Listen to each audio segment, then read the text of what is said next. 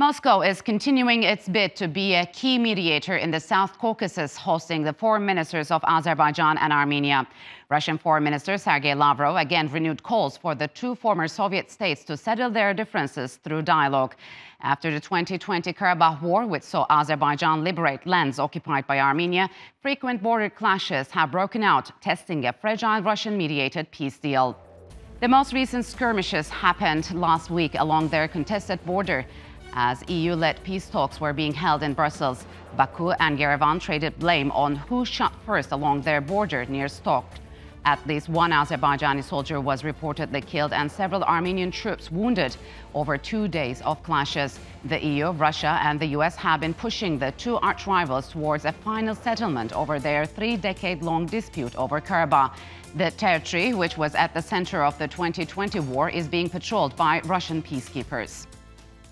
And to discuss the prospects of peace between Armenia and Azerbaijan, joining me now is Richard Gorgosyan. He is the director of the Regional Studies Center, an independent think tank based in Yerevan. And from Baku, Farid Shafiev, he is the chairman of the Center of Analysis of International Relations. Gentlemen, welcome to Straight Talk. It's good to have you on the program. Farid, let me begin with you. What's the shape of ongoing negotiations between Azerbaijan and Armenia in trying to come to a political settlement of their decades-long disputes? After the pause, let's say, between October 2021 and 22 and May, finally the talks resumed, and we have 2 rounds of very important negotiations in the beginning of May in Washington and then in Brussels. Today, by the way, the 2 ministers meet in Moscow, but the progress which 2 parties made, it is under umbrella, let's say, of EU and US involvement. Definitely, the countries don't want to sideline Russia, so I think that today's meeting also signaled to Russia that the 2 countries take into account the interest of Russia in the region. I was going to ask this because, if I know correctly, Aliyev and Pashinyan will also be in Moscow next week. So, Richard, what's your take on the Russian position? I mean, is this a part of a continued process, or Russia doesn't want to be left out of the Western-led normalization efforts? Well, Russia has lost the diplomatic initiative a long time ago, and much of the Russian response and reaction to a much more assertive Western engagement is a sign of Russian weakness. In many ways, Russia remains distracted and overwhelmed by its failed invasion of Ukraine. But Farid, it is very correct in terms of the progress where Armenia and Azerbaijan are moving much closer to the signing of a comprehensive peace treaty. Much of this is reflected in an unprecedented 4 days of negotiations in Washington, hosted by the U.S. Secretary of State. And just last week, you have also mentioned Brussels host similar talks, Farid. Were there any breakthroughs during the talks? And is Armenia closer to accepting Azerbaijan's territorial integrity, you think? We can judge from the statement of EU Council President Charles Michel. He indicated that 2 countries working on the mutual recognitions of each other's territorial integrity is the key element of the peace treaty. And since Michel indicated the square kilometers, the number of the territories, yes, Armenian and Azerbaijani in particular, is 86.6 thousand square kilometers, which includes Karabakh. I think we are closer in terms of the negotiations to reach that agreement. But in terms of the practical, probably Richard knows better situation in Yerevan, because there is some opposition inside and outside of Armenia. So how do you read it, Richard? I mean, is peace imminent now? How close are the sides to agree on a peace deal? Well, we do see we are inching closer. The Armenian Prime Minister just yesterday at a Council of Europe summit reiterated Armenia's recognition of Azerbaijan's territorial integrity. So the discourse has de-escalated.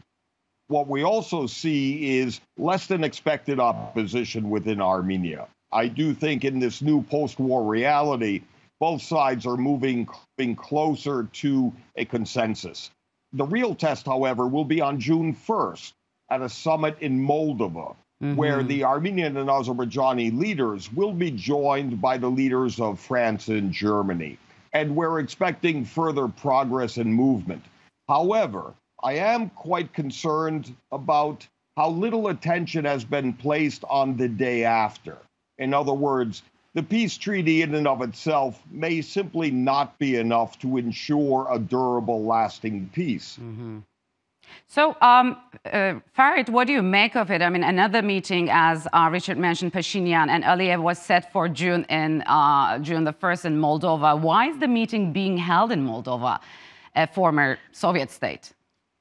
Yeah, because will be the summit of European states, EU summit, and Eastern Partnership countries. So that's the occasion. However, I'm a bit concerned, not concerned, but I'm not so optimistic that something will be signed in Chisinau, Moldova, just for the simple reason that we see the Russian rivalry. So what I expect that the two countries will be working closely with EU, US to reach agreement, but the place for signature probably will be somewhere else. President Aliyev said that probably two countries should meet without mediators because of this geopolitical rivalry. So, Richard, skirmishes happened last week along the, let's say, contested borders. So do these latest clashes on the border threaten to derail this peace process? Certainly, yes. There is an elevated risk in terms of the close proximity of armed forces on both sides of the border. Part of the problem, too, is the continued presence of Azerbaijani military units within Armenia proper, on Armenian territory. But I do think political will is much higher and much stronger, capable of overcoming the risk and mitigating the danger. So, Farid, what do you think? I mean, and why has Azerbaijan established a border checkpoint at the border? What's the situation there? Yeah, because the border was under occupation for 30 years, so it's very hard to establish exactly where the border crossing. So this is our perspective. Armenia believes that as a result of last year's actions, Azerbaijan somehow control Armenians' territory. Azerbaijan raises issue of enclaves on Armenian territory, and also in terms of presence, illegal units on its own territory in Azerbaijan, especially in Karabakh. So Azerbaijan established a checkpoint on Lachin to ensure that no weapons coming in.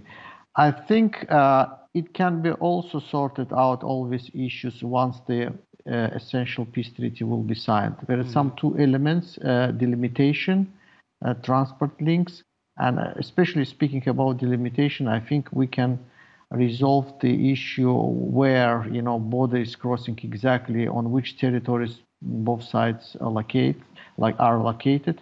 So it's continuous process. I don't think we just resolve everything in the short term. So, Richard, in the beginning of our conversation, you mentioned that you said actually Russia has lost its influence on both Azerbaijan and Armenia. So how differently do the West and Russia approach to the resolution of this problem? I mean, what do they offer differently?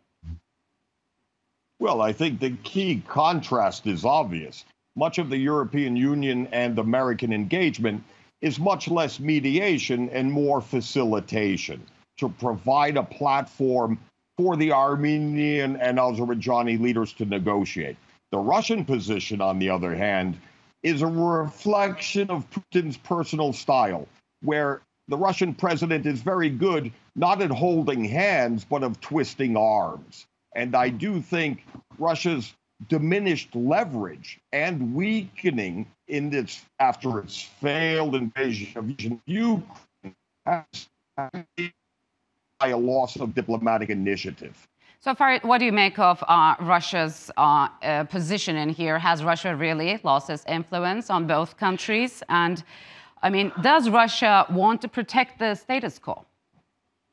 I do agree with Richard that Russia's role is influence is diminishing, though we cannot say that Russia lost completely the leverage in the region.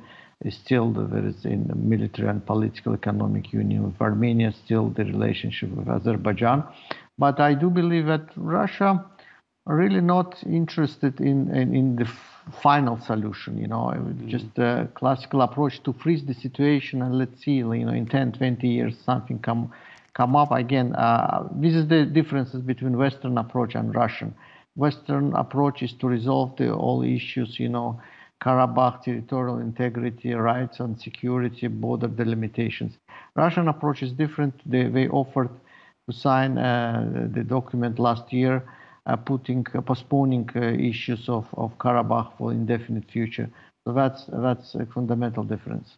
So, Richard, what kind of a role does Turkey play in this process? We're going through an election process, of course, but what would normalized ties between Yerevan and Baku mean and impact Ankara's relations with both countries, you think?